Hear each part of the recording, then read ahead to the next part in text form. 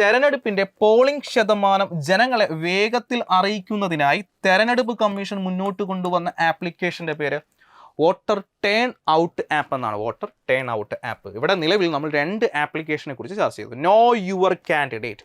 നമസ്കാരം, എല്ലാവർക്കും എൻട്രിയുടെ യൂട്യൂബ് സെഷനിലോട് സ്വാഗതം. കൂട്ടുകാരെ, ഇന്ന് നമ്മളിവിടെ ചർച്ച ചെയ്യാൻ പോകുന്നത് ഒരു സൂപ്പർ 5 സെഷനാണ്. സൂപ്പർ 5 എന്ന് ഉദ്ദേശിക്കുന്നത് അതായത് 5 ടോപ്പിക്സുകൾ. നമ്മുടെ PSCയിൽ സ്ഥിരം ചോദിക്കുന്ന ചില മേഖലകളുണ്ട്, അതുപോലെ തന്നെ ഹോട്ട് ടോപ്പിക്സുകളുണ്ട്. സോ ആ മേഖലകളിൽ നിന്ന് വളരെ ഇമ്പോർട്ടൻ്റ് ആയ 5 ടോപ്പിക്സുകളാണ് ഞാൻ ഇന്ന് തിരഞ്ഞെടുക്കപ്പെട്ടിരിക്കുന്നത്. സോ ഇത് നിങ്ങൾ എവിടെയെങ്കിലും തേടി നടന്നിട്ടുണ്ടായിരിക്കാം. സോ നിങ്ങൾക്ക് വേണ്ടി ഞാൻ 5 ടോപ്പിക്സുകൾ കേട്ടോ. ഇവിടെ നിന്ന് ഒരുപാട് ചോദ്യങ്ങളുണ്ട്, എല്ലാവരും ശ്രദ്ധിച്ചിരിക്കുക. ആദ്യമായിട്ട് നമ്മൾ ചർച്ച ചെയ്യുന്ന ചോദ്യം ഇതാണ് കേട്ടോ. ഓക്കെ, ഇവിടെ നോക്കിക്കുക. ആർട്ടിഫിഷ്യൽ ഇൻ്റലിജൻസ്, നിർമ്മിത ബുദ്ധി. ഈ ഒരു ചോദ്യം നിങ്ങൾ എല്ലായിടത്തും തേടി നടന്നിട്ടുണ്ടായിരിക്കും. ഇതോ ഇവിടെ എല്ലാ ചോദ്യങ്ങളും ഞാൻ ഉൾപ്പെടുത്തിയിട്ടുണ്ട്. ആദ്യമായിട്ട് ഇവിടെ നോക്കിക്കേ, ഒന്നാമത്തെ ചോദ്യം ഇതാണ്.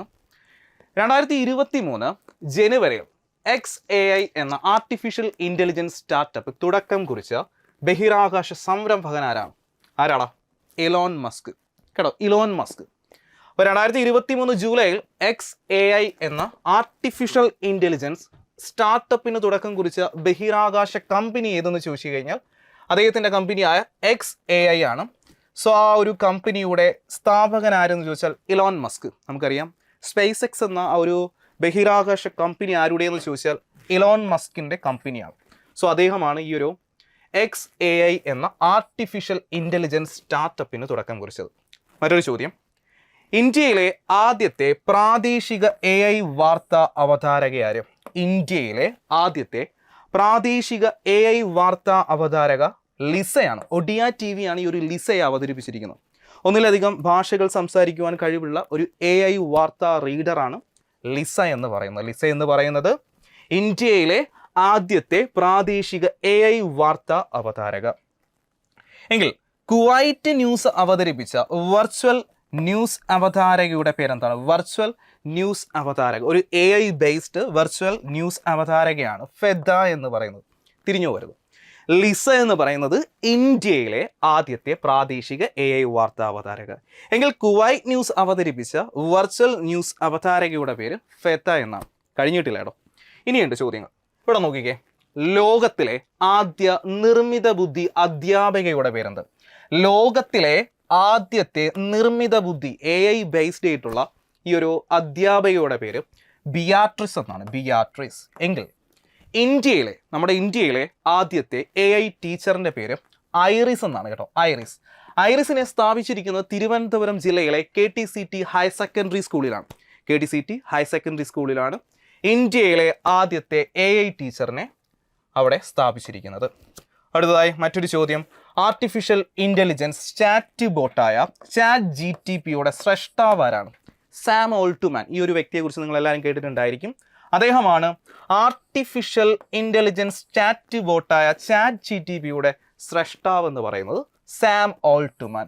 എങ്കിൽ ChatGPTയുടെ ഫുൾ ഫോം എന്താണ്? അത് ചോദിക്കും. G4 എന്ത്? P4 എന്ത്? അല്ലെങ്കിൽ T4 എന്ത്? ഇങ്ങനെയുള്ള ചോദ്യങ്ങൾ നമ്മുടെ സാധാരണയായിട്ട് നമ്മുടെ PSCയിൽ കണ്ടുവരാറുണ്ട്. സോ അറിഞ്ഞിരിക്കണം. ChatGPT എന്നാൽ chat generative pre training transformer.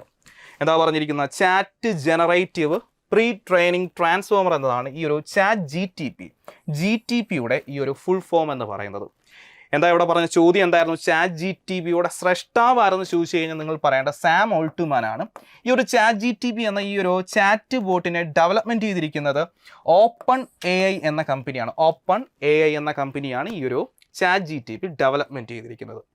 എങ്കിൽ അടുത്തതായിട്ട്, ലോകത്തിലെ ആദ്യ സുരക്ഷാ ഇൻസ്റ്റിറ്റ്യൂട്ട് AI സുരക്ഷാ ഇൻസ്റ്റിറ്റ്യൂട്ട് സ്ഥാപിതമായത് എവിടെ? ലോകത്തിലെ വേൾഡിലെ തന്നെ ആദ്യത്തെ AI സുരക്ഷാ ഇൻസ്റ്റിറ്റ്യൂട്ട് സ്ഥാപിതമായത് ലണ്ടനിലാണ് കേട്ടോ. ലണ്ടനിലാണ് ലോകത്തിലെ ആദ്യ AI സുരക്ഷാ ഇൻസ്റ്റിറ്റ്യൂട്ട് സ്ഥാപിതമായത്. എങ്കിൽ ലോകത്തിലെ ആദ്യത്തെ പൂർണ്ണ ആർട്ടിഫിഷ്യൽ ഇൻ്റലിജൻസ് കപ്പൽ ഏതെന്ന് വെച്ചാൽ മെയ്ഫ്ലവർ. നമുക്കറിയാമല്ലോ, പണ്ട് നമ്മൾ ഹിസ്റ്ററിയിൽ പഠിച്ചിട്ടുണ്ട്, ഇംഗ്ലണ്ടിൽ നിന്ന് തീർത്ഥാടക പിതാക്കന്മാർ USA പോയത് അല്ലെങ്കിൽ അമേരിക്കയിലോട്ട് പോയത് മെയ്ഫ്ലവർ എന്ന കപ്പലിലാണല്ലേ. മെയ്ഫ്ലവർ എന്ന കപ്പലിലാണ്. സോ ലോകത്തിലെ ആദ്യ പൂർണ്ണ ആർട്ടിഫിഷ്യൽ ഇന്റലിജൻസ് കപ്പൽ ഏതെന്ന് ചോദിച്ചാൽ മെയ് ഫ്ലവർ 400 ഇത് നിർമ്മിച്ചിരിക്കുന്ന ലണ്ടൻ ബേസ് ചെയ്താണ്. ലണ്ടൻ ബേസ് ചെയ്ത് നിർമ്മിച്ചിരിക്കുന്ന ഒരു ആർട്ടിഫിഷ്യൽ പൂർണ്ണമായിട്ടും AI പ്രവർത്തിക്കുന്ന ഒരു ആളില്ലാ കപ്പലാണ് മെയ് ഫ്ലവർ 400 എന്ന് പറയുന്നത്. അടുത്തതായി മറ്റൊരു ചോദ്യം. ലോകത്ത് ആദ്യമായി നിർമ്മിത ബുദ്ധിക്ക് ഉപദേഷ്ടാവിൻ്റെ പദവി നൽകിയ രാജ്യം ഏത്? AI ഈ ഒരു ഉപദേഷ്ടാവിൻ്റെ പദവി നൽകിയ രാജ്യം ഏതെന്ന് വെച്ചാൽ റൊമാനിയാണ് കേട്ടോ. റൊമാനിയ. അവിടുത്തെ അയോൺ എന്ന ഒരു AI ബോട്ടിനാണ് ഈ ഒരു ഉപദേഷ്ടക പദവി നിലവിൽ നൽകിയിരിക്കുന്നത്. അയോൺ എന്ന AI ബോട്ടിന്, ഒരു ചാറ്റ് ബോട്ടിനാണ് ഈ ഒരു ഉപദേഷ്ടാവിൻ്റെ പദവി നൽകിയിരിക്കുന്നത്. റൊമാനിയയുമായി ബന്ധപ്പെട്ട് അടുത്തിടെ മറ്റൊരു കറണ്ട് അഫേഴ്സ് വന്നിട്ടുണ്ട്. ലോകത്തിലെ ഏറ്റവും ശക്തമായ ലേസർ കണ്ടെത്തിയ രാജ്യം ഏതെന്ന് ചോദിച്ചാലും നിങ്ങൾ പറയേണ്ടത് റൊമാനിയ. സെറ്റല്ലേടാ. അപ്പോൾ റൊമാനിയയുമായി ബന്ധപ്പെട്ട് 2 ചോദ്യങ്ങൾ പറഞ്ഞു. ലോകത്ത് ആദ്യമായി നിർമ്മിത ബുദ്ധിക്ക്, ആർട്ടിഫിഷ്യൽ ഇൻ്റലിജൻസിന് ഉപദേഷ്ടാവിൻ്റെ പദവി നൽകിയ രാജ്യം റൊമാനിയയാണ്. ഏത് ചാറ്റ് ബോട്ടിന് ആ ഒരു പദവി നൽകിയിരിക്കുന്നത്? അയോൺ എന്ന ചാറ്റ് ബോട്ടിനാണ് ആ ഒരു പദവി നൽകിയത്. സെറ്റല്ലേടാ. എങ്കിൽ അടുത്തതായിട്ട് മറ്റൊരു ചോദ്യം. ഇന്ത്യയുടെ AI തലസ്ഥാനം എന്ന് വിശേഷിപ്പിക്കുന്ന നഗരം ഏതെന്ന് ചോദിച്ചാൽ ഹൈദരാബാദ്. ഇന്ത്യയിലെ AI തലസ്ഥാനം എന്നറിയപ്പെടുന്നത് ഹൈദരാബാദാണ് കേട്ടോ. ഹൈദരാബാദ്. എങ്കിൽ മറ്റൊരു ചോദ്യം. ലോകത്തിലെ ആദ്യത്തെ AI സുരക്ഷാ ഇൻസ്റ്റിറ്റ്യൂട്ട് സ്ഥാപിതമാകുന്നത് UK. അത് ഓൾറെഡി പറഞ്ഞായിരുന്നല്ലേ. സോ UK ലോകത്തിലെ ആദ്യ AI സുരക്ഷാ ഇൻസ്റ്റിറ്റ്യൂട്ട് സ്ഥാപിതമാകുന്നത് അല്ലെങ്കിൽ സ്ഥാപിതമായത്. അടുത്തതായി മറ്റൊരു ചോദ്യം. AI സുരക്ഷാ ഉച്ചകോടി 2023 വേദിയായത് UK. 2023 ഈ ഒരു ഉച്ചകോടി UK വെച്ച് നടക്കുന്നത്. UK ബ്ലച്ചിലി പാർക്ക് എന്ന ഒരു നഗരത്തിൽ വെച്ചാണ് ഈ ഒരു ഉച്ചകോടി നടന്നത്. AI സുരക്ഷാ ഉച്ചകോടി 2023 വേദിയായത് എവിടെയെന്ന് ചോദിച്ചാൽ നിങ്ങൾ എല്ലാവരും പറയേണ്ടത് UK. അതുകൊണ്ട് തന്നെ ബ്ലച്ചിലി പാർക്കിൽ വെച്ച് തന്നെ നടന്നതുകൊണ്ട് തന്നെ അവിടെ വെച്ച് 28ഓളം രാജ്യങ്ങൾ അവിടെ വെച്ച് നടന്ന ഒരു സമ്മിറ്റിൽ ഒരു ഉടമ്പടിയിൽ ഒപ്പുവെച്ചു. ആ ഒരു ഉടമ്പടിയെ അറിയപ്പെടുന്നത് ബ്ലച്ചിലി ഉടമ്പടി അല്ലെങ്കിൽ ബ്ലച്ചിലി പാക്ട് എന്നാണ് അറിയപ്പെടുന്നത്. സോ AI സുരക്ഷാ ഉച്ചകോടി 2023 നടന്നത് UK. ബ്ലച്ചിലി ഉടമ്പടി എന്തുമായി ബന്ധപ്പെട്ടിരിക്കുന്നു ചോദിച്ചാൽ ആർട്ടിഫിഷ്യൽ ഇൻ്റലിജൻസുമായി ബന്ധപ്പെട്ട ഒരു ഉടമ്പടിയാണ് ബ്ലച്ചിലി ഉടമ്പടി. അടുത്തതായി അടുത്തിടെ ഏറ്റവും ലേറ്റസ്റ്റ് ആയിട്ട് വന്ന ഒരു ചോദ്യമായിരുന്നു നിർമ്മിത ബുദ്ധിക്ക് അല്ലെങ്കിൽ നിർമ്മിത ബുദ്ധിയിൽ പ്രവർത്തിക്കുന്ന ലോകത്തെ ആദ്യ നയതന്ത്ര പ്രതിനിധി ആരാണ്? വിക്ടോറിയ ഷിഗഡോ. ഈ ഒരു ചാറ്റാണ് അല്ലെങ്കിൽ ഈ ഒരു AI റോബോട്ടാണ് നിർമ്മിത ബുദ്ധിയിൽ പ്രവർത്തിക്കുന്ന ലോകത്തിലെ ആദ്യത്തെ നയതന്ത്ര പ്രതിനിധി എന്ന് പറയുന്നത്. ഈ ഒരു വിക്ടോറിയ ഷിയെ അവതരിപ്പിച്ചിരിക്കുന്നത് ഉക്രൈനാണ് കേട്ടോ. ഉക്രൈൻ എന്ന രാജ്യമാണ് വിക്ടോറിയ ഷി എന്ന ഈ ഒരു AIയെ മുന്നോട്ട് കൊണ്ടുവന്നിരിക്കുന്നത് അല്ലെങ്കിൽ ഡെവലപ്മെൻറ്റ് ചെയ്തിരിക്കുന്നത്. സോ നമ്മളിവിടെ ഇപ്പോൾ ഇതുവരെ നമ്മൾ ചർച്ച ചെയ്ത് നിർത്തിയിരിക്കുന്നത് AI ബന്ധപ്പെട്ട ചില കറണ്ട് അഫേഴ്സിൻ്റെ പോർഷനിൽ നിന്നുള്ള ചോദ്യങ്ങളാണ്. സോ ഇവിടെ നിങ്ങൾ ഇതെല്ലാം ഒന്ന് റിവൈസ് ചെയ്യുക കേട്ടോ. ഇവിടെ നിന്ന് പലപ്പോഴും ചോദ്യങ്ങൾ വരാറുണ്ട്. AI ബേസ്ഡ് ചോദ്യങ്ങൾ PSC ഇപ്പോൾ ട്രെൻഡിങ് ആക്കി മാറ്റിയിട്ടുണ്ട്. സോ നമുക്കൊന്നും കൂടെ നോക്കാം. 2023 ജൂലൈയിൽ XAI എന്ന ആർട്ടിഫിഷ്യൽ ഇൻ്റലിജൻസ് സ്റ്റാർട്ടപ്പിന് തുടക്കം കുറിച്ച ബഹിരാകാശ സംരംഭകൻ ആരെന്ന് വെച്ചാൽ എലോൺ മസ്ക്. കൂടാതെ ഇന്ത്യയിലെ ആദ്യത്തെ പ്രാദേശിക AI വാർത്താ അവതാരകയുടെ പേര് ലിസ. കുവൈറ്റ് ന്യൂസ് അവതരിപ്പിച്ച വെർച്വൽ ന്യൂസ് അവതാരകയുടെ പേര് ഫെദ എന്നായിരുന്നു. ലോകത്തിലെ ആദ്യ നിർമ്മിത ബുദ്ധി അധ്യാപകയുടെ പേര് ബിയാട്രിസ്.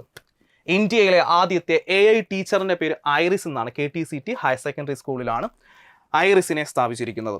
ആർട്ടിഫിഷ്യൽ ഇൻ്റലിജൻസ് ചാറ്റ് ബോട്ടായ ChatGPTയുടെ സ്രഷ്ടാവാരെന്ന് ചോദിച്ചാൽ സാം ഓൾട്ട്മാൻ ആണ്. ഈ ഒരു ചാറ്റ് ബോട്ട് വികസിപ്പിച്ചിരിക്കുന്ന കമ്പനി ഏതെന്ന് വെച്ചാൽ OpenAI ആണ്.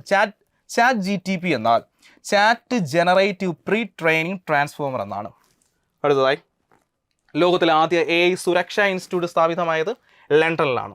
ലോകത്തെ ആദ്യത്തെ പൂർണ്ണ ആർട്ടിഫിഷ്യൽ ഇൻ്റലിജൻസ് കപ്പൽ ഏതെന്ന് ചോദിച്ചാൽ മെയ് ഫ്ലവർ 400. ലോകത്ത് ആദ്യമായി നിർമ്മിത ബുദ്ധിക്ക് ഉപദേഷ്ടാവിൻ്റെ പദവി നൽകിയ രാജ്യം റൊമാനിയ. അയോൺ എന്ന ആ ഒരു ചാറ്റ് ബോട്ടിനാണ് ഈ ഒരു ഓണറ്ററി പദവി നൽകിയിരിക്കുന്നത്. കൂടാതെ ഇന്ത്യയിലെ ആദ്യ AI തലസ്ഥാനം അല്ലെങ്കിൽ ഇന്ത്യയുടെ AI തലസ്ഥാനം എന്നറിയപ്പെടുന്നത് ഹൈദരാബാദ്. ലോകത്തിലെ ആദ്യ AI സുരക്ഷാ ഇൻസ്റ്റിറ്റ്യൂട്ട് സ്ഥാപിതമായത് UK. കൂടാതെ AI സുരക്ഷാ ഉച്ചകോടി 2023 വേദിയായത് UK കേട്ടോ. UK. സോ നമ്മൾ AI ബന്ധപ്പെട്ട പ്രധാന ചോദ്യങ്ങൾ കഴിഞ്ഞിട്ടുണ്ട്. നിങ്ങൾക്ക് വേണ്ടി ഒരു ചോദ്യം ഞാൻ അങ്ങോട്ട് തരാം. സോ അതിൻ്റെ ആൻസർ നിങ്ങൾ എല്ലാവരും എന്ത് ചെയ്യുക? കമൻറ്റ് ബോക്സിൽ കൊടുക്കാൻ ശ്രമിക്കുക. കോളിൻസ് നിഘണ്ടുവിൽ അപ്പോൾ നിഘണ്ടുവിൽ 2023 വേർഡായിട്ട് തിരഞ്ഞെടുക്കപ്പെട്ടത്, ആ വർഷത്തിലെ 2023 കോളിങ്സ് നിഘണ്ടുവിൻ്റെ പദമായിട്ട് തിരഞ്ഞെടുക്കപ്പെട്ട പദം ഏത്? അതിന് ആൻസർ നിങ്ങൾ എല്ലാവരും എന്ത് ചെയ്യുക, കമൻറ്റ് ബോക്സിൽ കൊടുക്കുവാൻ വേണ്ടി ശ്രമിക്കുക. സോ നമ്മുടെ സൂപ്പർ 1 ടോപ്പിക് കഴിഞ്ഞിട്ടുണ്ട്. ആദ്യത്തെ ആ ഒരു ടോപ്പിക് AI ബന്ധപ്പെട്ട കണ്ടന്റുകളെല്ലാം പഠിപ്പിച്ചു കഴിഞ്ഞു. നെക്സ്റ്റ് നമ്മൾ കടക്കാൻ പോകുന്നത് വളരെ ഇമ്പോർട്ടൻ്റ് ആയ മറ്റൊരു ടോപ്പിക്സാണ് ഓപ്പറേഷൻസ്. അതായത് ഇന്ത്യയുമായി ബന്ധപ്പെട്ട, ഇന്ത്യ നടപ്പിലാക്കിയിട്ടുള്ള ചില ഓപ്പറേഷൻസും കൂടാതെ മറ്റു രാജ്യങ്ങൾ ആ ഒരു രാജ്യത്തിനുള്ളിൽ നടത്തിയിട്ടുള്ള ഓപ്പറേഷൻസ്. ഫോർ എക്സാമ്പിൾ പറയുകയാണെങ്കിൽ ഇതെവിടെ നോക്കിക്കേ, ആദ്യമായിട്ട് ചർച്ച ചെയ്യാനുള്ളത് operation prosperity, operation true promise ആണ്. പ്രോസ്പിരിറ്റി അല്ല, ഓപ്പറേഷൻ ട്രൂ പ്രോമിസ്. സോ ഈ ഒരു ഓപ്പറേഷൻ എന്താണ്? ഇതൊരു സൈനിക നടപടിയാണ്. 2024 ഏപ്രിൽ ഇസ്രായേലിനെതിരെ ഇറാൻ നടത്തിയ ഒരു സൈനിക നടപടിയായിരുന്നു, അല്ലെങ്കിൽ ഒരു ദൗത്യമായിരുന്നു ഓപ്പറേഷൻ ട്രൂ പ്രോമിസ് എന്ന് പറയുന്നത്.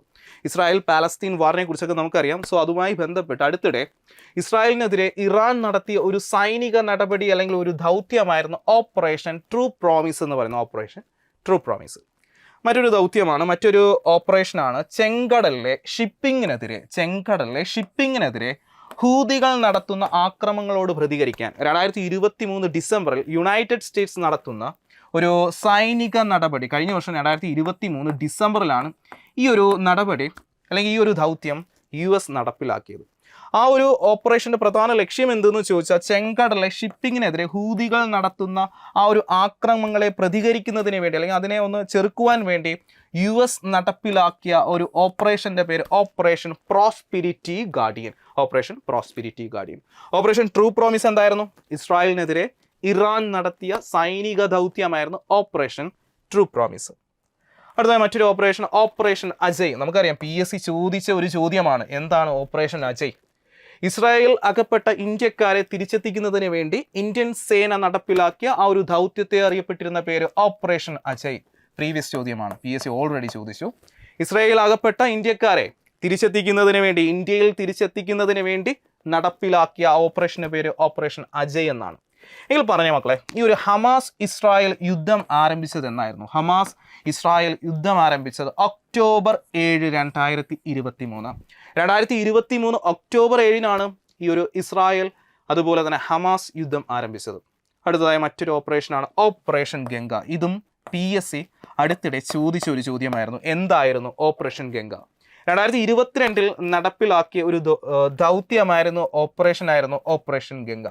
2022 ഉക്രൈനിലെ റഷ്യൻ അധിനിവേശത്തിനിടയിൽ അയൽ രാജ്യങ്ങളിലേക്ക് കടന്ന ഇന്ത്യൻ പൗരന്മാരെ ഒഴിപ്പിക്കുന്നതിന് വേണ്ടി അല്ലെങ്കിൽ തിരിച്ച് ഇന്ത്യയിലോട്ട് എത്തിക്കുന്നതിന് വേണ്ടി ഇന്ത്യ മുൻകൈയെടുത്ത് നടപ്പിലാക്കിയ ഒരു ഓപ്പറേഷനായിരുന്നു ഓപ്പറേഷൻ ഗംഗ. സോ നിങ്ങളിവിടെ അറിയേണ്ടത് ഈ ഒരു ഓപ്പറേഷൻ അജയും ഓപ്പറേഷൻ ഗംഗയും PSCയുടെ ഒരു പ്രീവിയസ് ചോദ്യം കൂടിയാണ്. ഓപ്പറേഷൻ ഗംഗ എന്നാൽ 2022 ഉക്രൈൻ റഷ്യ അധിനിവേശത്തെ തുടർന്ന് അയൽ രാജ്യങ്ങളിലോട്ട് കടന്ന ഇന്ത്യൻ പൗരന്മാരെ ഒഴിപ്പിക്കുന്നതിന് വേണ്ടി ഇന്ത്യ നടപ്പിലാക്കിയ ഒരു ഓപ്പറേഷനായിരുന്നു എന്തെന്ന് പറയുന്ന ഓപ്പറേഷൻ ഗംഗ എന്ന് പറയുന്നത്. സോ അടുത്തൊരു ഓപ്പറേഷൻ സിന്ദഗി അല്ലെങ്കിൽ ഓപ്പറേഷൻ സുരംഗ്. രണ്ട് രീതിയിൽ ചോദിക്കാം, ഓപ്പറേഷൻ സിന്ദഗി അല്ലെങ്കിൽ ഓപ്പറേഷൻ സുരംഗ്. കഴിഞ്ഞ വർഷം 2023 നവംബറിൽ ഇന്ത്യയിലെ ഉത്തരാഖണ്ഡിൽ ഉത്തരകാശി ജില്ല, കേട്ടോ അത് നോട്ട് ചെയ്യുക, ഉത്തരകാശി ജില്ലയിൽ നിർമ്മിക്കപ്പെടുന്ന ഈ ഒരു സിൽക്കാര ദന്തൽക്കാവ് ടണലിനകത്തുൾപ്പെട്ട് അല്ലെങ്കിൽ കുടുങ്ങിയ 40 തൊഴിലാളികളെ റെസ്ക്യൂ ചെയ്യുന്നതിന് വേണ്ടി, അവരെ രക്ഷിക്കുന്നതിന് വേണ്ടി ഇന്ത്യ നടപ്പിലാക്കിയ ഒരു ഓപ്പറേഷനായിരുന്നു ഓപ്പറേഷൻ സിന്ദഗി അല്ലെങ്കിൽ ഓപ്പറേഷൻ സുരംഗ് എന്ന് പറയുന്നത്. സോ എവിടെയാണ് ഈ ഒരു ദുരന്തം നടന്നിരിക്കുന്നത്? ഉത്തരാഖണ്ഡിലെ ഉത്തരകാശി ജില്ല, കേട്ടോ, ഉത്തരാഖണ്ഡിലെ ഉത്തരകാശി ജില്ലയിലാണ് ഈ ഒരു 40 തൊഴിലാളികൾ സിൽക്കാര ദന്തൽഗാവ് ടണലിൽ അകപ്പെട്ടത്. അവരെ റെസ്ക്യൂ ചെയ്യുന്നതിന് വേണ്ടി ഇന്ത്യ നടപ്പിലാക്കിയ ആ ഒരു ദൗത്യത്തിൻ്റെ പേര് ഓപ്പറേഷൻ സിന്ദഗി അല്ലെങ്കിൽ ഓപ്പറേഷൻ സുരംഗ്. അടുത്തതായി മറ്റൊരു ഓപ്പറേഷൻ ഓൾ ഔട്ട് നടക്കുന്നത് 2017 ജമ്മു കാശ്മീർ സംസ്ഥാനം ഉണ്ടായിരുന്ന സമയത്ത്, കേട്ടോ, ആ ഒരു ജമ്മു കാശ്മീരിനുള്ളിലെ ഈ ഒരു കാശ്മീരിലെ പ്രത്യേക മേഖലകളിൽ നിന്ന് തീവ്രവാദികളെ തുരത്തുന്നതിന് വേണ്ടി സേന നടപ്പിലാക്കിയ ഒരു ദൗത്യമായിരുന്നു ഓപ്പറേഷൻ ഓൾ ഔട്ട് എന്ന് പറയുന്നത്. ഓപ്പറേഷൻ ഓൾ ഔട്ട് നടന്നത് 2017. സെറ്റിലേടാ. സോ ഓൾ ഔട്ടും കഴിഞ്ഞു. അടുത്തതിലോട്ട് പോകുന്നത് ഓപ്പറേഷൻ ദോസ്താണ്. ഓപ്പറേഷൻ ദോസ്ത് നടന്നത് 2023. 2023 ഓപ്പറേഷൻ ദോസ്ത് നടന്നത്. 2023. അതായത് തുർക്കിയിലും സിറിയയിലും നടന്ന ഭൂകമ്പത്തെ തുടർന്ന് ഇന്ത്യ ആരംഭിച്ച ഒരു ഓപ്പറേഷൻ, അവിടെ ഈ ഒരു ദുരിതാശ്വാസവുമായി ബന്ധപ്പെട്ട് അവിടെ ആൾക്കാരെ രക്ഷിക്കുന്നതിന് വേണ്ടി ഇന്ത്യ ഒരു സേനയെ അയച്ചിരുന്നു, ഒരു സംഘത്തെ അയച്ചിരുന്നു. ആ ഒരു ദൗത്യത്തെ ഇങ്ങനെയാണ് പേരിട്ടിരുന്നത്, ഓപ്പറേഷൻ ദോസ്ത്. നമുക്കറിയാം തുർക്കി എന്ന് പറയുന്നത് ഇന്ത്യയുടെ ഒരു ഫ്രണ്ട്ലി രാജ്യമാണ്, ഒരു ദോസ്ത് പോലെയുള്ള ഒരു രാജ്യമാണല്ലേ. സോ ആ ഒരു ഓപ്പറേഷന് നൽകിയ പേര് ഓപ്പറേഷൻ ദോസ്ത് 2023. ഓപ്പറേഷൻ ദേവിശക്തി എന്തായിരുന്നു? 2021 ഓപ്പറേഷൻ ദേവിശക്തി നടന്നത്. ഓപ്പറേഷൻ ദേവിശക്തി നമുക്കറിയാം 2021 താലിബാൻ അഫ്ഗാനിസ്ഥാൻ കീഴടക്കി. ആ കീഴടക്കിയ സമയത്ത് അഫ്ഗാനിസ്ഥാനിൽ ഉണ്ടായിരുന്ന ഈ ഒരു ഹിന്ദുക്കളെയും അതുപോലെ തന്നെ സിഖുകാരും അവരിങ്ങനെ പലായനം ചെയ്തു പോയി അവരെ സംരക്ഷിക്കുന്നതിന് വേണ്ടി, അവരെ റെസ്ക്യൂ ചെയ്യുന്നതിന് വേണ്ടി ഇന്ത്യ നടപ്പിലാക്കിയ ഒരു ഓപ്പറേഷനായിരുന്നു ഓപ്പറേഷൻ ദേവിശക്തി. സോ ഓപ്പറേഷൻസ് എല്ലാം കഴിഞ്ഞിട്ടുണ്ട്. സോ അതൊന്ന് നമുക്ക് റിവിഷൻ ചെയ്തിട്ട് പോകാം. ക്വിക്കായിട്ട് പെട്ടെന്ന് നമുക്കൊന്ന് റിവിഷൻ ചെയ്യാം. ദാ ഇവിടെ നോക്കിക്കേ. ആദ്യമായിട്ട് ചർച്ച ചെയ്തത് 2024 ഏപ്രിൽ ഇസ്രായേലിനെതിരെ ഇറാൻ നടത്തിയ സൈനിക ദൗത്യം അറിയപ്പെടുന്നത് ഓപ്പറേഷൻ ട്രൂ പ്രോമിസ്. ചെങ്കടലിലെ ഷിപ്പിങ്ങിനെതിരെ ഹൂതികൾ നടത്തുന്ന ആക്രമണങ്ങളോട് പ്രതികരിക്കാൻ 2023 ഡിസംബറിൽ യുണൈറ്റഡ് സ്റ്റേറ്റ്സ് നയിച്ച ആ ഒരു സൈനിക നടപടി ഓപ്പറേഷൻ പ്രോസ്പെരിറ്റി ഗാർഡിയൻ. കൂടാതെ ഇസ്രായേൽ അകപ്പെട്ട ഇന്ത്യക്കാരെ തിരിച്ചെത്തിക്കാൻ ഇന്ത്യ നടത്തുന്ന ഓപ്പറേഷനായിരുന്നു ഓപ്പറേഷൻ അജയ്. ഹമാസ് ഇസ്രായേൽ യുദ്ധം ആരംഭിച്ചത് 2023 ഒക്ടോബർ 7. ഓപ്പറേഷൻ ഗംഗ എന്തായിരുന്നു? ഓപ്പറേഷൻ ഗംഗ 2022 ഉക്രൈനിലെ റഷ്യൻ അധിനിവേശത്തിനിടെ അയൽ രാജ്യങ്ങളിലേക്ക് കടന്ന ഇന്ത്യൻ പൗരന്മാരെ ഒഴിപ്പിക്കുന്നതിന് വേണ്ടി നടപ്പിലാക്കിയ ദൗത്യം. 2023 തന്നെ നടപ്പിലാക്കിയ മറ്റൊരു ദൗത്യമായിരുന്നു ഓപ്പറേഷൻ സിന്ധഗി അല്ലെങ്കിൽ ഓപ്പറേഷൻ സുരംഗ്. എന്തായിരുന്നു കാരണം? ഉത്തരകാശി ജില്ലയിലെ നിർമ്മാണത്തിലിരിക്കുന്ന ഈ ഒരു സിൽക്കാര ധന്തൽക്കാവ് ടണലിൽ അകപ്പെട്ട 40 തൊഴിലാളികളെ റെസ്ക്യൂ ചെയ്യുന്ന ഓപ്പറേഷൻ ഓൾ ഔട്ട് 2017 നടന്ന ജമ്മു കാശ്മീർ സംസ്ഥാനത്തിന്റെ പ്രത്യേക കാശ്മീർ മേഖലയിൽ നിന്ന് തീവ്രവാദികളെ തുരത്തുന്ന ദൗത്യം. ഓപ്പറേഷൻ ദോസ്ത് 2023 തുർക്കിയിലും സിറിയയിലും നടന്ന ഭൂകമ്പത്തെ തുടർന്ന് ഇന്ത്യ ആരംഭിച്ച operation Dost. Operation Devi Shakti Islamic republic of അഫ്ഗാനിസ്ഥാനിൽ നിന്ന് പലായനം ചെയ്യുന്ന ഹിന്ദുക്കളെയും സിഖുകാരെയും സഹായിക്കുന്നതിന് വേണ്ടി ഇന്ത്യ നടപ്പിലാക്കിയ ദൗത്യം. സോ ഓപ്പറേഷൻസ് എല്ലാം കഴിഞ്ഞു. ഇനി നിങ്ങൾ ചെയ്യേണ്ടത്, നിങ്ങൾക്ക് വേണ്ട ഒരു ചോദ്യമാണ് ഓപ്പറേഷൻ കാവേരി. അത് നിങ്ങളെല്ലാവരും ഒന്ന് കമൻറ്റ് ബോക്സിൽ കൊടുക്കുക കേട്ടോ. ഓപ്പറേഷൻ കാവേരി എന്തെന്ന് നിങ്ങൾ എന്ത് ചെയ്യുക? കമൻറ്റ് ബോക്സിൽ കൊടുക്കാൻ വേണ്ടി ശ്രമിക്കുക. അടുത്തതായി മറ്റൊരു ടോപ്പിക്സ് ആണ് സൂപ്പർ തേർഡ് ടോപ്പിക്. ഏതുമായി ബന്ധപ്പെട്ട ടോപ്പിക്കാണെന്ന് ചോദിച്ചു കഴിഞ്ഞാൽ നമുക്കറിയാം ഇപ്പോൾ നിലവിൽ ലോക്സഭ ഇലക്ഷൻ നടക്കുകയാണ്. ലോക്സഭ ഇലക്ഷൻ 2024 ഇപ്പോൾ നിലവിൽ നടന്നുകൊണ്ടിരിക്കുകയാണ്. എങ്കിൽ ഈ ഒരു ലോക്സഭ ഇലക്ഷനുമായി ബന്ധപ്പെട്ട ചില കോണ്ടന്റുകൾ കൂടി നമുക്ക് പഠിക്കാം. ഇവിടെ നോക്കിക്കുക, ആദ്യമായിട്ട് ചർച്ച ചെയ്യുന്നത് ഇവിടെ നോക്കിയ 2024 18ാമത് ലോക്സഭ ഇലക്ഷന്റെ 1ാം ഘട്ടം നടന്നത് ഏത് ദിവസമായിരുന്നു, അല്ലെങ്കിൽ ആരംഭിച്ചത് ഏത് ദിവസമായിരുന്നു? ഏപ്രിൽ 19, 2024. ലോക്സഭ ഇലക്ഷൻ നടക്കുന്നത് 7 ഘട്ടമായിട്ടാണ്. ഇന്ത്യയിൽ 2024 18ാമത് ലോക്സഭ ഇലക്ഷൻ നടക്കുന്നത് 7 ഘട്ടമായിട്ടാണ്. ആദ്യ ഘട്ടം ആരംഭിച്ചത് ഏപ്രിൽ 19, 2024. ഏപ്രിൽ 19, 2024. എങ്കിൽ ഇവിടെ ആകെ എത്ര ഘട്ടമുണ്ട്? 7 ഘട്ടമായിട്ടാണ് നടക്കുന്നത്. ഇവിടെ കേരളത്തിൽ ലോക്സഭ ഇലക്ഷൻ നടന്നത് ഏത് ഘട്ടത്തിൽ? 2ാം ഘട്ടത്തിൽ കേട്ടോ. 2ാം ഘട്ടം തുടങ്ങിയത്, അല്ലെ 2ാം ഘട്ടം ആ ഒരു ഡേറ്റ് എന്നായിരുന്നു 2024 ഏപ്രിൽ 26 കേട്ടോ. 2024 ഏപ്രിൽ 26 കേരളത്തിൽ ലോക്സഭ ഇലക്ഷൻ നടന്നത്. 1ാം ഘട്ടം ആരംഭിച്ചത് ഏപ്രിൽ 19, 2024. ആകെ എത്ര ഘട്ടമുണ്ട്? 7 ഘട്ടം. കേരളത്തിൽ നടന്നത് 2ാം ഘട്ടത്തിൽ. ഇവിടെ നോക്കിയേ, ഈ ഒരു ഇലക്ഷനുമായി ബന്ധപ്പെട്ട ചില ചോദ്യങ്ങൾ കൂടി നമുക്കൊന്ന് പഠിക്കാം. ലോക്സഭാ തെരഞ്ഞെടുപ്പിൽ മത്സരിക്കുന്ന സ്ഥാനാർത്ഥികളെക്കുറിച്ച് വിവരങ്ങൾ വോട്ടർക്ക് ലഭ്യമാകുന്നതിന് വേണ്ടിയുള്ള മൊബൈൽ ആപ്ലിക്കേഷൻ ഏതായിരുന്നു? No your candidate. നിങ്ങളുടെ കാൻഡിഡേറ്റിനെ മനസ്സിലാക്കുന്നതിന് വേണ്ടി അവരുടെ കേസുകളും അവരുമായി ബന്ധപ്പെട്ട വിവരങ്ങളെല്ലാം അറിയുന്നതിന് വേണ്ടി ഇലക്ഷൻ കമ്മീഷൻ മുന്നോട്ട് കൊണ്ടുവന്നിരുന്ന ആ ഒരു ആപ്ലിക്കേഷനാണ് നോ യുവർ കാൻഡിഡേറ്റ്. ലോക്സഭാ തെരഞ്ഞെടുപ്പിൽ മത്സരിക്കുന്ന സ്ഥാനാർത്ഥികളെക്കുറിച്ച് അവരുടെ വിവരങ്ങൾ വോട്ടർക്ക് സമ്മതിദായകർക്ക് ലഭ്യമാകുന്നതിന് വേണ്ടി ഇലക്ഷൻ കമ്മീഷൻ മുന്നോട്ട് കൊണ്ടുവന്ന ആപ്ലിക്കേഷൻ നോ യുവർ കാൻഡിഡേറ്റ്. അടുത്തതായി മറ്റൊരു ആപ്ലിക്കേഷനാണ്. ആപ്ലിക്കേഷൻ ഇങ്ങനെയാണ്, വോട്ടർ ടേൺ ഔട്ട് ആപ്പ്. എന്തിനു വേണ്ടിയാണ് ഈ ഒരു ആപ്പ് മുന്നോട്ട് കൊണ്ടുവന്നിരിക്കുന്നത്?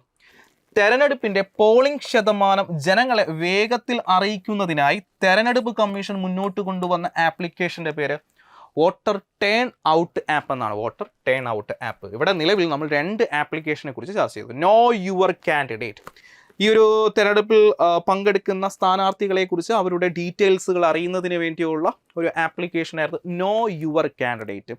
വോട്ടർ ടേൺഡ് ഔട്ട് ആപ്പ് ആകുമ്പോൾ എന്തിനായിരുന്നു? ഈ ഒരു പോളിംഗ് ശതമാനം, ഇലക്ഷൻ കഴിഞ്ഞ ഉടൻ തന്നെ അതിൻ്റെ പോളിംഗ് ശതമാനം പെട്ടെന്ന് തന്നെ ജനങ്ങളിലോട്ട് എത്തിക്കുന്നതിന് വേണ്ടി തെരഞ്ഞെടുപ്പ് കമ്മീഷൻ മുന്നോട്ട് കൊണ്ടുവന്ന ആപ്ലിക്കേഷൻ്റെ പേര് വോട്ടർ ടേൺ ഔട്ട് ആപ്പ് എന്നായിരുന്നു.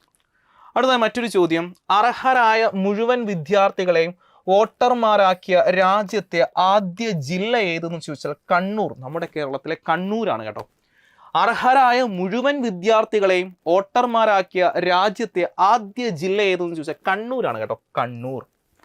അടുത്തതായി, ലോക്സഭാ തെരഞ്ഞെടുപ്പ് പ്രകടനത്തിനായി ബംഗാളിൽ CPM അവതരിപ്പിച്ച ആർട്ടിഫിഷ്യൽ ഇന്റലിജൻസ് അവതാരകയുടെ പേര് സമത എന്നാണ് കേട്ടോ, സമത. ഇവിടെ ഈ ഒരു ബംഗാളിൽ, പശ്ചിമ ബംഗാളിൽ ഒരു AI അവതരിപ്പിച്ചു, അല്ലെങ്കിൽ മുന്നോട്ട് കൊണ്ടുവന്നു. CPM ആണ് കേട്ടോ, CPM പ്രചരണത്തിന് വേണ്ടിയാണ് കൊണ്ടുവന്നിരിക്കുന്നത്. ആ ഒരു AI-യുടെ പേര് സമത എന്നാണ്, സമത. എങ്കിൽ ഇവിടെ ഈ ഒരു നമ്മുടെ ഈ ഒരു 2024 ലോക്സഭ ഇലക്ഷനിൽ കൊണ്ടുവന്നിരിക്കുന്ന ഒരു സൗകര്യം അല്ലെങ്കിൽ ഒരു ഫെസിലിറ്റിയാണ് ഈ ഒരു വോട്ട് ഫ്രം ഹോം എന്ന ഫെസിലിറ്റി അല്ലെങ്കിൽ ഒരു സൗകര്യം. ആർക്കാണ് കൊണ്ടുവന്നിരിക്കുന്നത്? 85 വയസ്സ് കഴിഞ്ഞ പൗരന്മാർക്ക്, 85 വയസ്സ് കഴിഞ്ഞ പൗരന്മാർക്ക് ഇലക്ഷൻ കമ്മീഷൻ കൊണ്ടുവന്നിരിക്കുന്ന ഒരു ഫെസിലിറ്റിയാണ് എന്തെന്ന് പറയുന്നത്, വോട്ട് ഫ്രം ഹോം എന്ന് പറയുന്നത്, വോട്ട് ഫ്രം ഹോം. അടുത്തതായി മറ്റൊരു ചോദ്യം, ഭിന്നശേഷിക്കാർക്കായി തെരഞ്ഞെടുപ്പ് പ്രക്രിയ ലഘൂകരിക്കുന്നതിനായി തെരഞ്ഞെടുപ്പ് കമ്മീഷൻ അവതരിപ്പിച്ച മൊബൈൽ ആപ്ലിക്കേഷൻ്റെ പേര് സാക്ഷ്യം എന്നാണ് കേട്ടോ, സാക്ഷ്യം. വീണ്ടും ഒരു ആപ്ലിക്കേഷനെ കുറിച്ച് നമ്മളിവിടെ ചർച്ച ചെയ്യുന്നു. ഭിന്നശേഷിക്കാർക്കായി തെരഞ്ഞെടുപ്പ് പ്രക്രിയ ലഘൂകരിക്കുന്നതിനായി തെരഞ്ഞെടുപ്പ് കമ്മീഷൻ അവതരിപ്പിച്ച മൊബൈൽ ആപ്ലിക്കേഷൻ്റെ പേര് സാക്ഷ്യം എന്നാണ് കേട്ടോ, സാക്ഷ്യം. അടുത്തതായി മറ്റൊരു ചോദ്യം, 2024 ലോക്സഭാ തെരഞ്ഞെടുപ്പിന് മുന്നോടിയായിട്ട് സമ്മതിദായകരിൽ നിന്ന് തെരഞ്ഞെടുപ്പ് ബോധവൽക്കരണ പരിപാടി അല്ലെങ്കിൽ സമ്മതിദായകർക്കിടയിൽ ഒരു ബോധവൽക്കരണ പരിപാടി കൊണ്ടുവന്നിരുന്നു. ആ ഒരു പരിപാടിയുടെ പേര് സ്വീപ്പ് എന്നായിരുന്നു കേട്ടോ, സ്വീപ്പ്. സ്വീപ്പിൻ്റെ ഒരു ഐക്കണായിട്ട് കേരളത്തിൽ നിന്ന് തിരഞ്ഞെടുക്കപ്പെട്ട നഞ്ചി അമ്മയും കൂടാതെ മജീഷ്യൻ മുതുകാടിനെയൊക്കെ ആയിരുന്നു. സോ നിങ്ങൾ അറിഞ്ഞിരിക്കുക, 2024 ലോക്സഭാ തെരഞ്ഞെടുപ്പിന് മുന്നോടിയായിട്ട് സമ്മതിദായകരിൽ തെരഞ്ഞെടുപ്പ് ബോധവൽക്കരണ പരിപാടിയുടെ പേര് സ്വീപ്പ് എന്നായിരുന്നു, സ്വീപ്പ്. സെറ്റല്ലേടാ? എങ്കിൽ അടുത്തതായിട്ട് മറ്റൊരു ചോദ്യമാണ്, നമ്മുടെ നിലവിലെ മുഖ്യ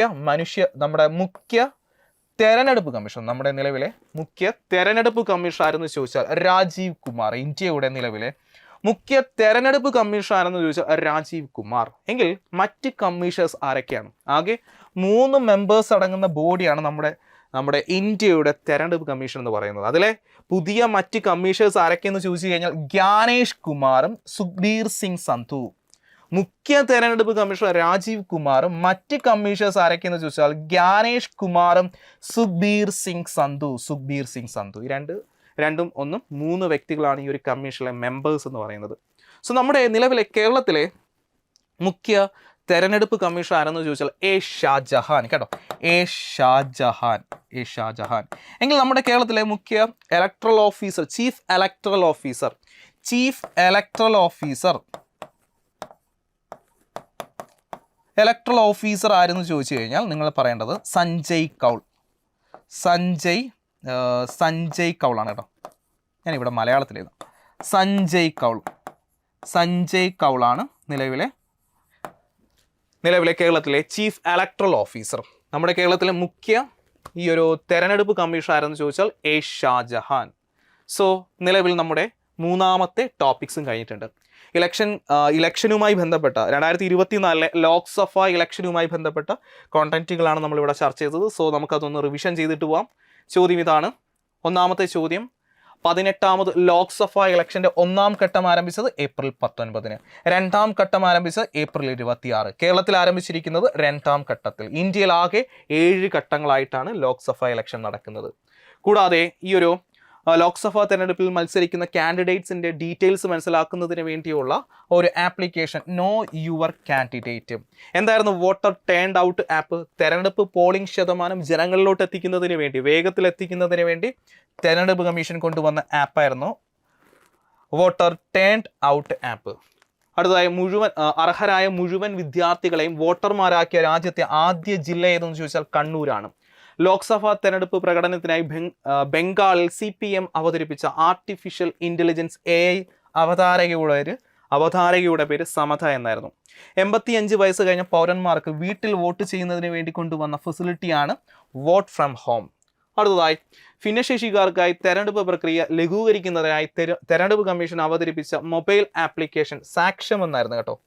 സോ ഈ ഒരു ഭിന്നശേഷിക്കാർക്ക് വേണ്ടി അവരുടെ തെരഞ്ഞെടുപ്പ് പ്രക്രിയ ലഘൂകരിക്കുന്നതിന് വേണ്ടി കൊണ്ടുവന്ന ആപ്ലിക്കേഷൻ സാക്ഷ്യം എന്നാണ്.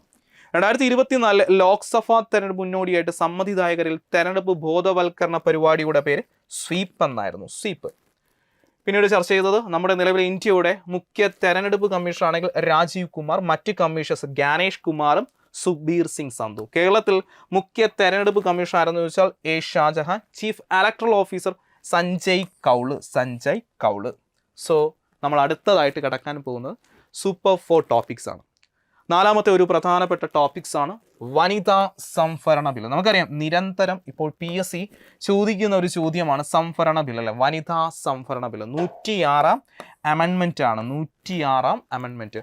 ആകെ എത്ര അമെൻമെന്റ് ആണ് നമ്മുടെ ഭരണഘടനയിലുള്ളത്? 106 അമെൻമെന്റ്. സോ അതിന്റെ റിവിഷനിലോട്ട് കിടക്കാം. ദാ ഇവിടെ നോക്കിക്കേ, ആ ഒരു കോണ്ടന്റിലോട്ട് കിടക്കാം. വനിതാ സംവരണ ബില്ല് ലോക്സഭയിൽ അവതരിപ്പിച്ചത് ആരായിരുന്നു? ലോക്സഭയിൽ അവതരിപ്പിച്ചത് നിയമമന്ത്രിയായ അർജുൻ മേഘവാൾ. ഇന്ത്യയുടെ നിയമമന്ത്രിയായ അർജുൻ മേഘവാളാണ് ഈ ഒരു ബില്ല് നമ്മുടെ ലോക്സഭയിൽ അവതരിപ്പിച്ചത്.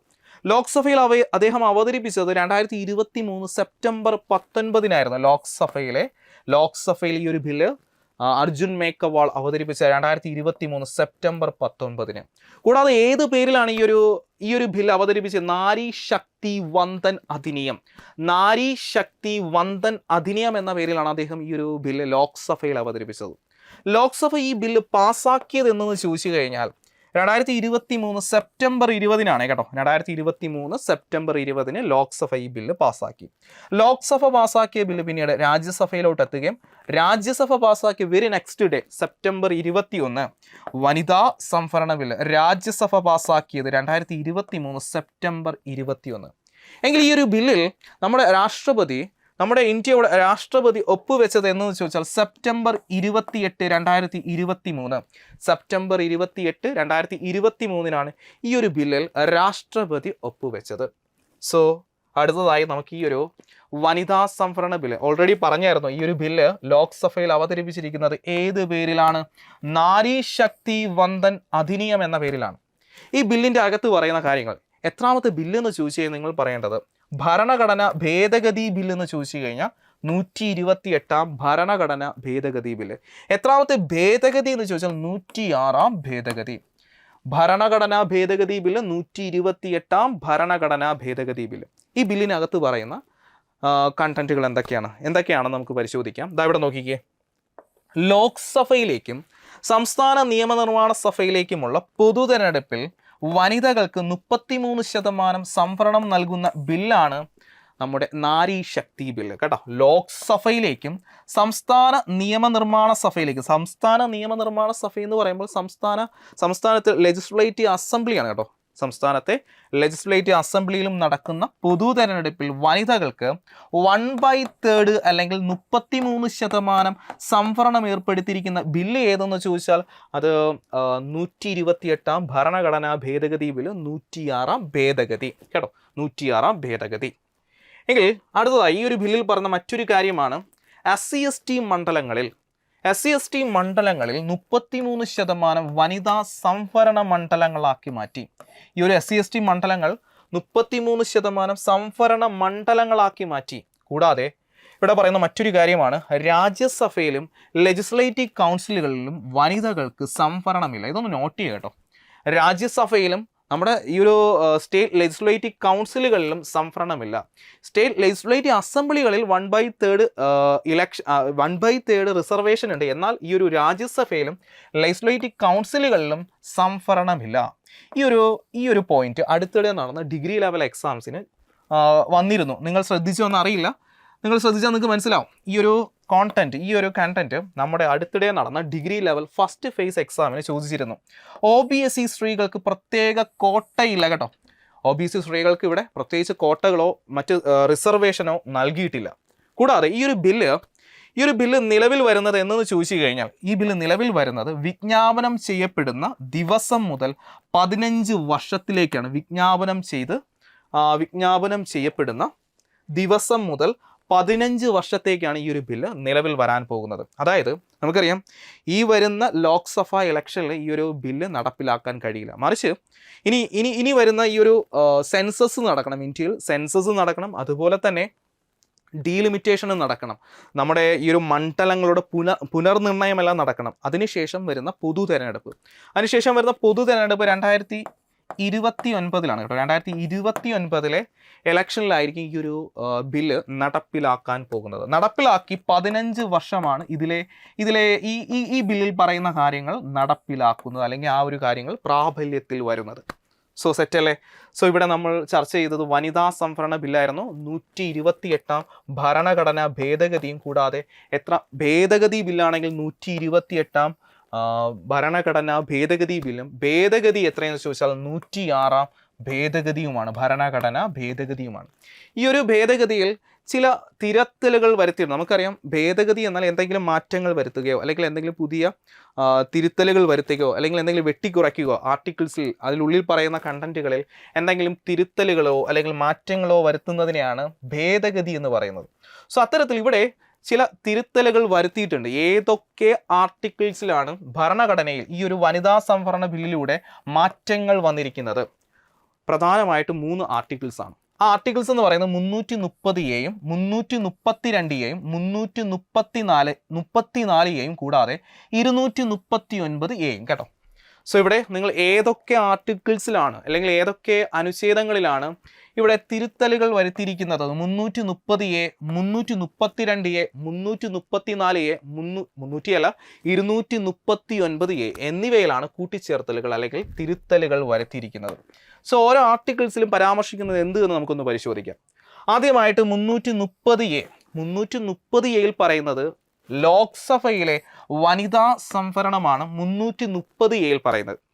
332Aയിൽ പറയുന്നത് സംസ്ഥാന നിയമസഭകളിൽ വനിതകളുടെ സംവരണം. ഓൾറെഡി ഞാൻ പറഞ്ഞു ലോക്സഭയിലെ സംവരണം പറയുന്നത് 330Aയിലും നമ്മുടെ സംസ്ഥാനങ്ങളിലെ ലെജിസ്ലേറ്റീവ് അസംബ്ലിയിലെ, അതായത് സംസ്ഥാന നിയമനിർമ്മാണ സഭയായ ലെജിസ്ലേറ്റീവ് അസംബ്ലിയിലെ വനിതകളുടെ സംവരണം പരാമർശിച്ചിരിക്കുന്നത് 332Aയിലും. അതിലും ചില മാറ്റങ്ങൾ വരുത്തി. കൂടാതെ 334Aയിൽ പറയുന്നത് സംവരണത്തിൻ്റെ ആരംഭം. ഈ ആരംഭം, അതായത് ഈ സംവരണവുമായി ബന്ധപ്പെട്ട അതിൻ്റെ കണ്ടന്റുകൾ, അതിൻ്റെ കാര്യങ്ങൾ, അതിൻ്റെ ആരംഭ കാര്യങ്ങളെല്ലാം പറയുന്നത് 334Aയിലാണ്. കൂടാതെ 239Aയിലും ചില മാറ്റങ്ങൾ വരുത്തി. 239Aയിലും ചില മാറ്റങ്ങൾ വരുത്തി. എന്നാൽ ഈ ഒരു 239A എന്ന് പറയുന്നത് ഡൽഹിയിലെ നാഷണൽ ക്യാപിറ്റൽ ടെറിട്ടറിയിലെ സംവരണവുമായി ബന്ധപ്പെട്ട, വനിതകളുടെ സംവരണവുമായി ബന്ധപ്പെട്ട ആർട്ടിക്കിൾ ഏതെന്ന് ചോദിച്ചാൽ 239A. സോ ഇവിടെ 4 ആർട്ടിക്കിൾസുകളാണ് നമ്മൾ പഠിച്ചത്. 330A, 332A കൂടാതെ 334A, 239A. 330Aയിൽ പറയുന്നത് ലോക്സഭയിലെ വനിതാ സംവരണം. 332Aയിൽ പറയുന്നത് സംസ്ഥാന നിയമസഭകളിലെ വനിതകളുടെ സംവരണം. 334Aയിൽ പറയുന്നത് സംവരണത്തിൻ്റെ ആരംഭമാണ്. 334Aയിൽ പറയുന്നത്. 239Aയിൽ പറയുന്നത് ഡൽഹിയിലെ സ്ത്രീകളുടെ സംവരണമാണ് പറയുന്നത്. ഇതും അടുത്തിടെ നടന്ന നമ്മുടെ PSCയുടെ ഈ ഒരു ഡിഗ്രി ലെവൽ പ്രിലിംസ് എക്സാമിൽ ചോദിച്ച ഒരു സ്റ്റേറ്റ്മെന്റ് ആയിരുന്നു. 239A ഡൽഹിയിലെ സ്ത്രീകളുടെ സംവരണവുമായി ബന്ധപ്പെട്ട ആർട്ടിക്കിൾ ഏതെന്ന് ചോദിച്ചാൽ 239A. അപ്പോൾ നമ്മൾ തെരഞ്ഞെടുപ്പുമായി ബന്ധപ്പെട്ട പ്രധാനപ്പെട്ട ചോദ്യങ്ങളെല്ലാം ചർച്ച ചെയ്ത് കഴിഞ്ഞു. സോ ഇവിടെ നോക്കിക്കേ, എല്ലാം ഒന്നും പറയുന്നില്ല, ഒന്ന് ജസ്റ്റ് നമുക്ക് സ്പീഡായിട്ടൊന്ന് റിവിഷൻ ചെയ്യാം. ഈ ഒരു ബിൽ അവതരിപ്പിച്ചിരിക്കുന്നത് അർജുൻ മേഘവാൾ, ലോക്സഭയിൽ അവതരിപ്പിച്ചത് സെപ്റ്റംബർ 19, ലോക്സഭ അംഗീകരിച്ചത് സെപ്റ്റംബർ 20, രാജ്യസഭ അംഗീകരിച്ചത് സെപ്റ്റംബർ 21, കൂടാതെ രാഷ്ട്രപതി ഒപ്പുവെച്ചത് സെപ്റ്റംബർ 28. എന്തായിരുന്നു ഈ ഒരു ബില്ലിൻ്റെ ബില്ല് ലോക്സഭയിൽ അവതരിപ്പിച്ച പേരെന്തായിരുന്നു? നാരി ശക്തി വന്ദൻ അധിനിയം. എത്രാമത്തെ ഭരണഘടനാ ഭേദഗതി ബില്ല്? 128ാമത്തെ ഭരണഘടനാ ഭേദഗതി ബില്ല്. എത്രാമത്തെ ഭരണഘടനാ ഭേദഗതി എന്ന് ചോദിച്ചാൽ 106ാം ഭരണഘടനാ ഭേദഗതി. കൂടാതെ ഈ ബില്ലിൽ പറയുന്നത് വനിതകൾക്ക് 33% സംവരണം ഏർപ്പെടുത്തിയിരിക്കുന്നു. എവിടെയൊക്കെയാണ്? ലോക്സഭയിലും സംസ്ഥാന നിയമനിർമ്മാണ സഭയായ സ്റ്റേറ്റ് ലെജിസ്ലേറ്റീവ് അസംബ്ലിയിലും 1/3 അല്ലെങ്കിൽ 33% സംവരണം ഏർപ്പെടുത്തിയ ബില്ല്. SC/ST മണ്ഡലങ്ങളെ 33% വനിതാ സംവരണ മണ്ഡലങ്ങളാക്കി മാറ്റി. രാജ്യസഭയിലും ലെജിസ്ലേറ്റീവ് കൗൺസിലും കേട്ടോ, അസംബ്ലിയിലല്ല, ലെജിസ്ലേറ്റീവ് കൗൺസിലിലും സംവരണമില്ല. രാജ്യസഭയിലും ലെജിസ്ലേറ്റീവ് കൗൺസിലിലും സംവരണമില്ല. കൂടാതെ OBC സ്ത്രീകൾക്ക് പ്രത്യേക കോട്ടകളില്ല. ബില്ല് നിയമമായി വിജ്ഞാപനം ചെയ്യപ്പെടുന്ന ദിവസം മുതൽ 15 വർഷത്തിലേക്കാണ് ഇത് പ്രാബല്യത്തിൽ വരാൻ പോകുന്നത്. വരാനിരിക്കുന്ന സെൻസസ് നടക്കണം, കൂടാതെ തന്നെ ഡീലിമിറ്റേഷൻ നടക്കണം. അത് കഴിഞ്ഞ് വരുന്ന ആ ഒരു പൊതു തിരഞ്ഞെടുപ്പിലാണ് ഈ ഒരു ബില്ല് നടപ്പിലാക്കാൻ പോകുന്നത്. വരുന്ന പൊതു തിരഞ്ഞെടുപ്പ്, അത് കഴിഞ്ഞുള്ള പൊതു തിരഞ്ഞെടുപ്പ് നടക്കുന്നത് 2029. അതുപോലെ ഈ ഒരു ബില്ലിൽ പറയുന്ന ആ ഒരു ഭരണഘടനാ ഭേദഗതിയിലൂടെ മാറ്റങ്ങൾ വന്നിരിക്കുന്ന articles 330A, 332A, 334A, 239AA. അപ്പോൾ നമ്മുടെ ഈ ഒരു ഇലക്ഷനുമായി ബന്ധപ്പെട്ട കോണ്ടന്റുകൾ റിവിഷൻ ചെയ്ത് കഴിഞ്ഞു. അടുത്തതായിട്ട് സൂപ്പർ 5 അവസാന ടോപ്പിക്സ് ആണ്. അവസാന ടോപ്പിക്സ് ഇവിടെ നമ്മൾ ചർച്ച ചെയ്യാൻ പോകുന്നത് ട്രാൻസ്ജെൻഡേഴ്സുമായി ബന്ധപ്പെട്ട ചോദ്യം. നമുക്കറിയാം ട്രാൻസ്ജെൻഡേഴ്സിൽ ആദ്യത്തേത് ഏത് എന്നുള്ളൊരു ചോദ്യം PSC ചോദിച്ചിട്ടുണ്ടല്ലേ. സോ ആ ഒരു മേഖലയിൽ നിന്ന് നമുക്ക് ചില ചോദ്യങ്ങൾ കൂടി പരിശോധിക്കാം. സോ അതിലോട്ട് കിടക്കുകയാണ്. ചോദ്യം ഇതാണ്: ഇന്ത്യയിലെ ആദ്യ ട്രാൻസ്ജെൻഡർ പോസ്റ്റ് വിമൺ ആരാണ്? ഇന്ത്യയിലെ ആദ്യ ട്രാൻസ്ജെൻഡർ പോസ്റ്റ് വിമൺ ആരെന്ന് ചോദിച്ചാൽ പാർവതി TS. കേരള സ്വദേശിയായ പാർവതി TS ആണ് ഇന്ത്യയിലെ ആദ്യ ട്രാൻസ്ജെൻഡർ പോസ്റ്റ് വിമൺ. ഇന്ത്യയിലെ ആദ്യ ട്രാൻസ്ജെൻഡർ അഭിഭാഷക ആരെന്ന് ചോദിച്ചാൽ സത്യശ്രീ ശർമിള, തമിഴ്നാട് സ്വദേശി. ഇന്ത്യയിലെ ആദ്യ ട്രാൻസ്ജെൻഡർ അഭിഭാഷക ആരെന്ന് ചോദിച്ചാൽ സത്യശ്രീ ശർമിള, തമിഴ്നാട്.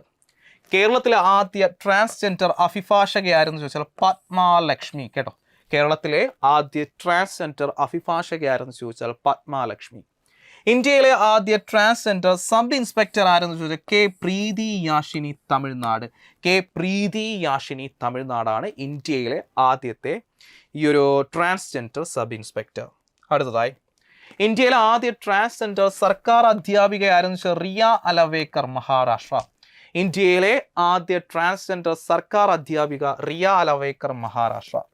ഇന്ത്യയിലെ ആദ്യ ട്രാൻസ്ജെൻഡർ പുരോഹിതയാരെന്ന് ചോദിച്ചാൽ എസ്തേർ ഭാരതി, തമിഴ്നാട്. കേട്ടോ, തമിഴ്നാട് സ്വദേശിയാണ് എസ്തേർ ഭാരതി, ഇന്ത്യയിലെ ആദ്യ ട്രാൻസ്ജെൻഡർ പുരോഹിത. പത്മശ്രീ ലഭിച്ച ആദ്യ ട്രാൻസ്ജെൻഡർ നർത്തകി ആരെന്ന് ചോദിച്ചാൽ നർത്തകി നടരാജ്. കേട്ടോ, പത്മശ്രീ ലഭിച്ച ആദ്യ ട്രാൻസ്ജെൻഡർ ആരെന്ന് ചോദിച്ചാൽ നർത്തകി നടരാജ്. കേട്ടോ, പത്മശ്രീ ലഭിച്ച ആദ്യ ട്രാൻസ്ജെൻഡർ നർത്തകി നടരാജ്. സോ ഇതുവരെ പറഞ്ഞ ചോദ്യങ്ങൾ നമുക്ക് ഒന്നും കൂടെ ഒന്ന് റിവൈസ് ചെയ്യാം ഈ ഒരു ട്രാൻസ്ജെൻഡേഴ്സ് എന്ന ഈ ഒരു കാറ്റഗറിയിൽ നിന്ന്. സോ ആദ്യം പറഞ്ഞത് ഇന്ത്യയിലെ ആദ്യ transgender post women Parvathy TS. ഇന്ത്യയിലെ ആദ്യ ട്രാൻസ്ജെൻഡർ അഭിഭാഷക സത്യശ്രീ ശർമിള. കേരളത്തിലെ ആദ്യ ട്രാൻസ്ജെൻഡർ അഭിഭാഷക പത്മലക്ഷ്മി. ഇന്ത്യയിലെ ആദ്യ ട്രാൻസ്ജെൻഡർ സബ് ഇൻസ്പെക്ടർ K. പ്രീതി യാഷിനി. ഇന്ത്യയിലെ ആദ്യ ട്രാൻസ്ജെൻഡർ സർക്കാർ അധ്യാപിക റിയ അലവേക്കർ, മഹാരാഷ്ട്ര. ഇന്ത്യയിലെ ആദ്യ ട്രാൻസ്ജെൻഡർ പുരോഹിത എസ്തേർ ഭാരതിയും. പത്മശ്രീ ലഭിച്ച ആദ്യ ട്രാൻസ്ജെൻഡർ നർത്തകി നടരാജ്. സോ ട്രാൻസ്ജെൻഡേഴ്സുമായി ബന്ധപ്പെട്ട ചോദ്യങ്ങളെല്ലാം കഴിഞ്ഞിട്ട് ഒരു ചോദ്യം നിങ്ങൾക്ക് വേണ്ടി ഞാൻ തരുവാണ്. അതായത് ഇന്ത്യയിലെ ആദ്യത്തെ ട്രാൻസ്ജെൻഡർ ഡോക്ടർ ആര്, MBBS ഡോക്ടർ ആരെന്ന് നിങ്ങളെല്ലാവരും ഒന്ന് കമൻറ്റ് ബോക്സിൽ കൊടുക്കുക. ഞാനൊന്ന് പരിശോധിക്കുന്നതാണ്. സോ കൂട്ടുകാരെ, ഇന്ന് 5 ചോദ്യങ്ങൾ അല്ലേ, 5 ചോദ്യങ്ങളല്ല, 5 ടോപ്പിക്സ് ആണ്, വളരെ ഇമ്പോർട്ടൻ്റ് ആയ ടോപ്പിക്സ്. അതുമായി ബന്ധപ്പെട്ട എല്ലാ കണ്ടന്റുകളും ഞാൻ സ്ലൈഡിൽ ഉൾപ്പെടുത്തിയിട്ടുണ്ട്. സോ നിങ്ങൾക്ക് നല്ലൊരു റിവിഷൻ കിട്ടിയെന്നാണ് ഞാൻ കരുതുന്നത്. കൂടാതെ ഞാൻ പറഞ്ഞിരിക്കുന്ന ചില ചോദ്യങ്ങൾ, അതിൻ്റെ ആൻസേഴ്സ് കൂടി നിങ്ങൾ കമൻറ്റ് ബോക്സിൽ കൊടുക്കുക, നിങ്ങളുടെ അഭിപ്രായം കൊടുക്കുക. ഇതിൻ്റെ ഒരു സൂപ്പർ 5 എന്ന ഈ ഒരു സെഷൻ്റെ രണ്ടാമത്തെ പാർട്ട് വേണമെങ്കിൽ നിങ്ങൾ അത് ഉറപ്പായിട്ട് നിങ്ങൾ കമൻസിലൂടെ അറിയിക്കുക. നമുക്ക് എന്തായാലും ഇന്നത്തെ സെഗ്മെൻറ്റ് വൈൻഡ് അപ്പ് ചെയ്യാം. അടുത്തൊരു ക്ലാസ്സിൽ കാണാം. Thank you all.